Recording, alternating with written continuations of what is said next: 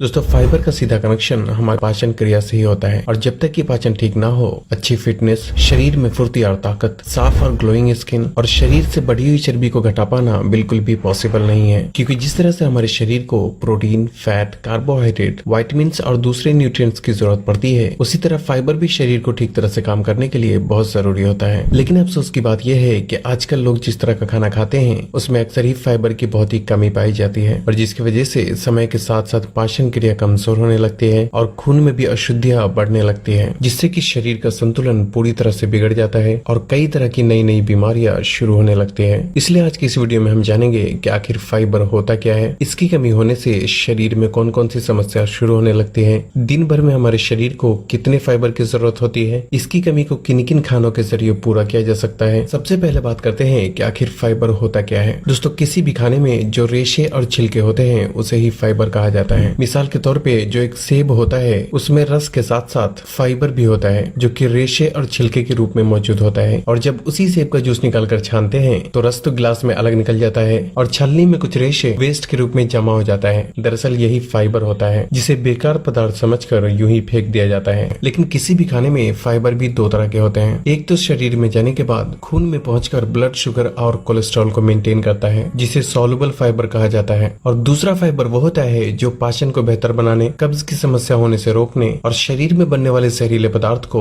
Stool यानी मल के जरिए शरीर से बाहर निकालने का काम करता है। अब बात आती है कि हमारे शरीर को दिन भर में कितने फाइबर की जरूरत होती है। दोस्तों औरतों के शरीर को दिन भर में 20 से 25 ग्राम फाइबर की जरूरत होती है, जबकि मर्दों के लिए दिन भर में 30 से 35 ग्राम फाइबर अपने खाने के जरिए पूरा करना बहुत जरूरी होता है।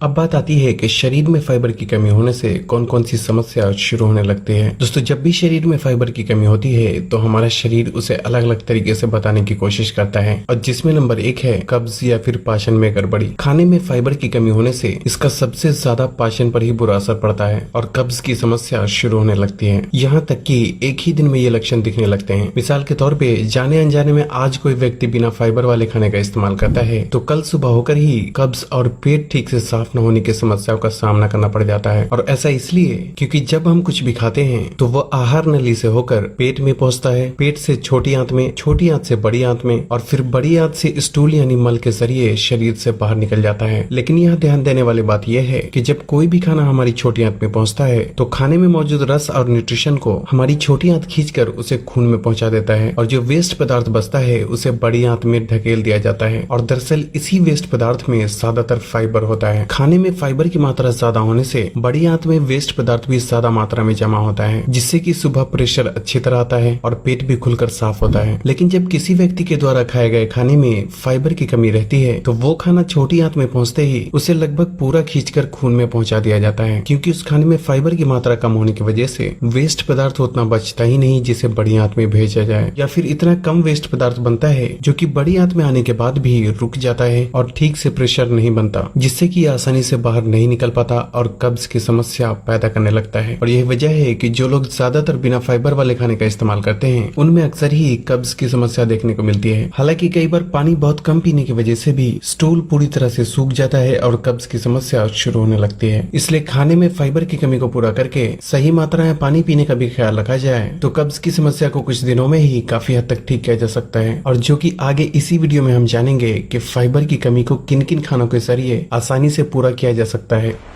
नंबर 2, फाइबर की कमी का दूसरा लक्षण है ब्लड शुगर फ्लक्चुएशन, जिसका मतलब है कि खून में शुगर की मात्रा एकदम से बढ़ जाना और फिर तुरंत एकदम से कम हो जाना। क्योंकि जब कोई व्यक्ति बिना फाइबर वाले खाने का इस्तेमाल करता है तो उसमें मौजूद शुगर, कार्बोहाइड्रेट और दूसरी कैलोरीज तुरंत खून में पहुंचकर ब्लड शुगर को इंक्रीज कर देता है, जबकि फाइबर वाले खाने का इस्तेमाल करने से ये शरीर में धीरे धीरे एब्जॉर्ब होता है और ब्लड शुगर को अचानक से इंक्रीज भी नहीं करता। और यही वजह है कि डायबिटीज वाले लोगों को डॉक्टर हाई फाइबर फूड खाने की सलाह देते हैं।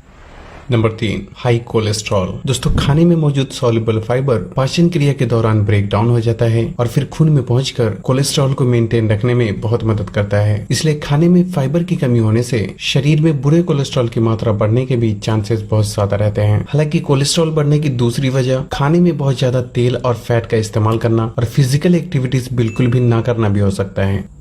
Number 4, skin problem. दोस्तों, बिना फाइबर वाले खाने का लगातार इस्तेमाल करने से खून में शुगर की मात्रा बढ़ती है, जिससे कि ये इंसुलिन और शरीर के हार्मोन्स पे भी बुरा असर डालता है। और यह वजह है कि जो लोग ज्यादातर बिना फाइबर वाले खाने का इस्तेमाल करते हैं, उनमें एक्ने और पिंपल्स की प्रॉब्लम ज्यादातर देखने को मिलती है। हालांकि पिंपल्स की प्रॉब्लम होने के और भी कई कारण होते हैं, जिसके बारे में मैं पहले ही पूरे 6 पार्ट में डिटेल में वीडियो बना चुका हूँ, लेकिन उन सब में खाने में फाइबर की कमी होना भी एक बहुत बड़ा कारण होता है।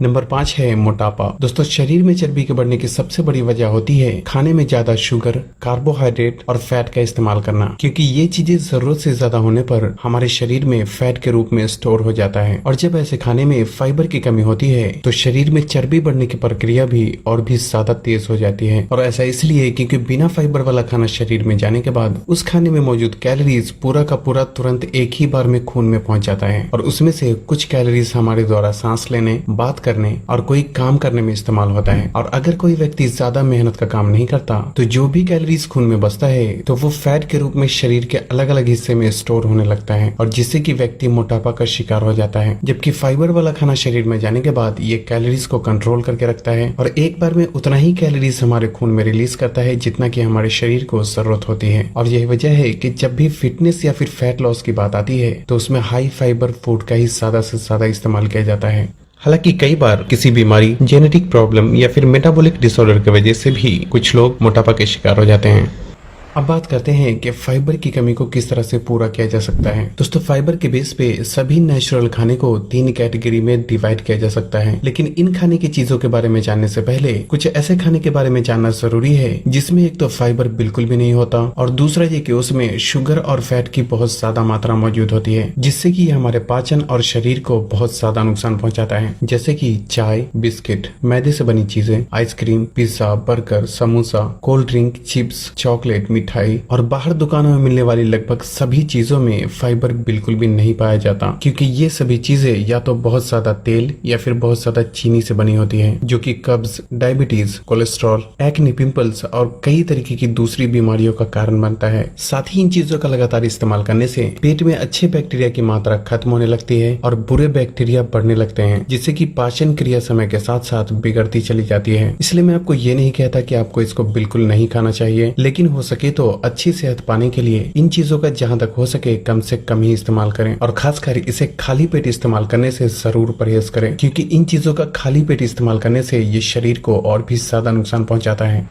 अब हम फाइबर के बेस पे कुछ नेचुरल फूड को 3 कैटेगरी में डिवाइड करते हैं, जिसमें पहली कैटेगरी में ऐसी खाने की चीजें आती हैं जिसमें फाइबर की अच्छी खासी मात्रा मौजूद होती है, जैसे कि राजमा, चना, ओट्स, ब्राउन राइस, खीरा, गाजर, चुकंदर, ब्रोकली, मटर, पालक, सभी तरह की दालें, सेब, केला, अमरूद, कीवी, नाशपाती और सभी तरह के फल और सब्जियों में फाइबर अच्छी मात्रा में मौजूद होता है। दूसरी कैटेगरी में ऐसी खाने की चीजें आती हैं जिसमें फाइबर तो होता है, लेकिन अक्सर ही उसे निकाल कर फेंक दिया जाता है, जिसकी वजह से उसमें फाइबर की मात्रा में कमी आ जाती है, जैसे कि बिना छिलके वाला आलू। और रोटी बनाने में आजकल जिस तरीके से मैदे की तरह महीन आटे का इस्तेमाल किया जाता है, उसमें भी फाइबर की ना के बराबर मात्रा होती है। और तीसरी कैटेगरी में ऐसी खाने की चीज आती है जिसमें फाइबर बिल्कुल नहीं होता, और इस कैटेगरी में सफेद चावल, गोश्त, मछली, अंडा और सभी तरह के नॉनवेज फूड आते हैं। अब यहाँ हमारे लिए ये समझना जरूरी है कि हमें इनमें से किसी भी खाने से परहेज करने की जरूरत बिल्कुल भी नहीं है, बल्कि इसके इस्तेमाल करने का सही तरीका जानने की जरूरत है। इसलिए अब हम बात करते हैं कि इन चीजों के खाने का सही तरीका क्या होना चाहिए। दोस्तों, यहाँ हम देख सकते हैं कि पहली कैटेगरी में सभी फाइबर वाली खाने की चीजें हैं, जबकि दूसरी और तीसरी कैटेगरी में मौजूद खाने में या तो फाइबर बहुत कम मात्रा में मौजूद होता है या फिर बिल्कुल होता ही नहीं। और यही अक्सर लोग गलती करते हैं, क्योंकि खासकर जो लोग रोटी या फिर सफेद चावल के साथ मांस, मछली, अंडे या फिर ज्यादातर आलू की सब्जी का इस्तेमाल करते हैं, उनके शरीर में अक्सर ही फाइबर की कमी होने लगती है, क्योंकि सफेद चावल, गोश्त, मछली, अंडे या फिर किसी भी नॉनवेज में तो वैसे भी फाइबर बिल्कुल भी नहीं होता। रोटी में फाइबर बहुत कम मात्रा में होता है और आलू का छिलका निकाल देने की वजह से उसमें भी फाइबर की मात्रा में बहुत ही कमी आ जाती है, जिससे कि शरीर में फाइबर की जरूरत पूरी नहीं हो पाती, और ऐसे में अक्सर ही व्यक्ति को कब्ज की समस्या होने लगती है। इसलिए सही तरीका तरीका ये है कि जब भी आप कैटेगरी नंबर 2 और 3 में दिखाई जाने वाले किसी भी खाने यानी रोटी, चावल या फिर मांस मछली का इस्तेमाल करते हैं तो साथ में कैटेगरी नंबर 1 से कोई भी सब्जी या फिर 150 से 200 ग्राम खीरे और गाजर जैसी चीजों को सलाद के रूप में अपने खाने में शामिल करना चाहिए, ताकि जो फाइबर रोटी, चावल, मांस मछली और आलू से नहीं मिलता उसकी कमी सब्जी और सलाद के जरिए पूरी हो जाए, क्योंकि लगभग हर सब्जी में फाइबर की अच्छी खासी मात्रा मौजूद होती है। इसलिए यहाँ आपको बिल्कुल भी कंफ्यूज होने की जरूरत नहीं है। बस हमेशा ही इतना ख्याल रखें कि जो फाइबर रिच फूड है